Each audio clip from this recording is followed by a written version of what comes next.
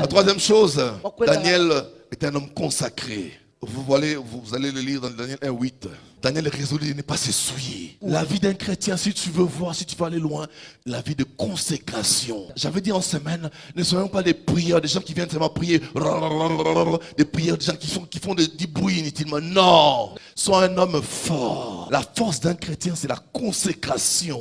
Si tu veux voir Dieu, consécration. La Bible dit, si tu ne sais pas ce qui est vil, ce qui est précieux, tu seras comme ma bouche. La consécration, c'est la vie d'un chrétien. Savoir se séparer de ceux qui n'honorent pas Dieu. La Bible dit, recherchez la paix avec tous.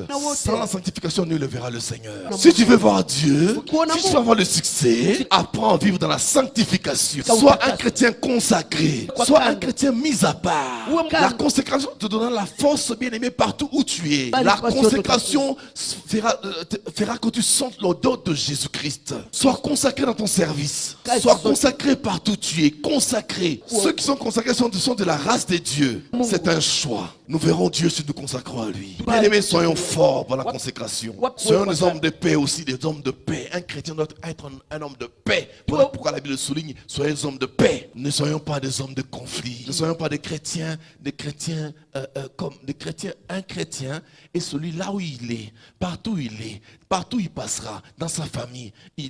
Quand on le voit, quand il y a des problèmes, il le règle. Un chrétien, c'est un homme qui doit avoir un cœur pur. Sinon, tu ne verras pas Dieu.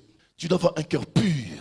Si tu veux voir Dieu ici sur terre, si tu veux voir Dieu aussi dans tes affaires, vis la consécration. Sois un homme consacré. Si tu veux un jour hériter le royaume de Dieu, c'est ça la base de nos vies bien-aimées. Nous vivons tellement de contrariétés, de souffrances ici-bas.